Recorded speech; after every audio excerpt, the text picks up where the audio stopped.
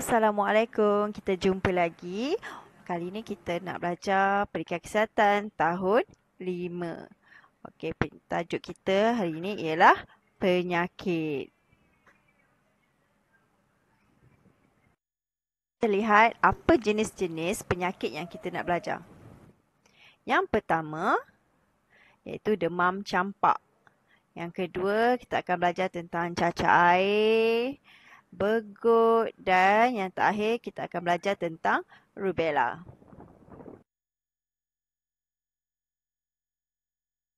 Lihat tentang penyakit yang pertama untuk kita belajar hari ini iaitu penyakit demam campak. Okay, ini adalah contoh gambar demam campak. So, apa itu demam campak? Demam campak adalah jangkitan pada kanak-kanak disebabkan oleh virus Measles. Pesakit demam campak ni biasanya akan mengalami gejala jangkitan respiratori dan disertai ruam pada kulit. Okey, boleh tengok contoh gambar di sebelah. Right, apakah simptom demam campak? Okey, apa tanda-tanda orang demam campak? Antara 10 hingga 12 hari selepas dijangkiti penyakit, pesakit demam campak ni akan mula menunjukkan tanda dan gejala demam campak seperti berikut. Demam tinggi, maksudnya suhu tinggi. Okey, suhu meningkat. Okey, dia akan alami batuk, selsema dan sakit tekak. Okey, seterusnya mata pesakit tersebut berair dan sensitif kepada cahaya dan akhir sekali pesakit akan mengalami sakit otot. Demam campak yang seterusnya ialah timbul ruam-ruam bermula daripada bahagian muka, kepala, kemudian akan merebak ke bahagian badan, tangan serta kaki. Okey, seterusnya ruam akan kekal di anggota badan selama 4 hingga 7 hari. Okey, semasa pesakit mengalami demam campak, suhu badan pesakit tersebut akan meningkat. Seterusnya iaitu rubella. Okey, ini adalah contoh sakit rubella. Biasanya berlaku kepada perempuan ataupun wanita hamil. Okey, apakah itu rubella? Rubella adalah penyakit menular yang disebabkan oleh virus berlaku kepada kebiasaannya remaja. Okey, berbeza daripada campak. Okey, ibu mengandung yang mengalami rubella untuk kandungan 5 bulan ke bawah akan memberi kesan kepada bayi. Baik, ini adalah simptom untuk rubella iaitu pesakit akan merasa sakit kepala, mata rasa panas dan tidak selesa. Pesakit juga akan demam, hidung tersumbat, ruam pada muka, badan serta kaki.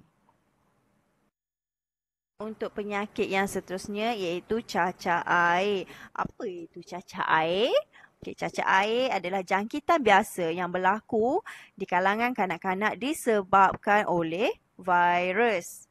Okey, baik. Kalau ada rasa simptom-simptom macam ni, boleh rujuk pada doktor. Simptom untuk cacar air ni biasanya demam, rasa tak sihat sebelum ruam timbul.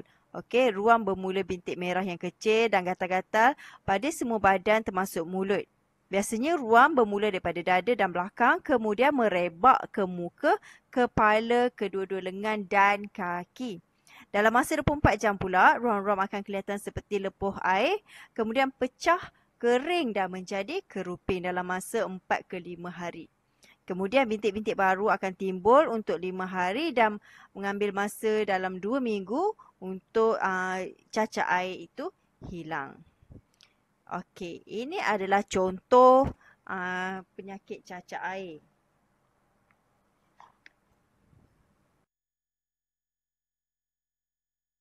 Penyakit yang terakhir iaitu penyakit bergut. Bergut merupakan penyakit yang disebabkan oleh virus Paramyxovirus dan menyebabkan pembengkakan dan rasa sakit pada kelenjar parotid. Okey, apa simptom-simptom untuk bergut? Okey, tanda dan wabak jangkitan bermula selepas 12 hingga 25 hari berhubungan dengan orang yang dijangkiti. Okey. Sesetengah orang yang dijangkiti beguk tiada tanda-tanda awal. Okey, ada tanda, ada setengah, ada sesetengah tiada tanda, ada sesetengah ada tanda. Okey, mereka berkemungkinan menghadapi demam, sakit kepala, mulut kering dan hilang selera, kemudian keletihan serta pembengkakan pada satu atau kedua-dua kelenjar parotid. Okey, boleh tengok contoh untuk penyakit beguk.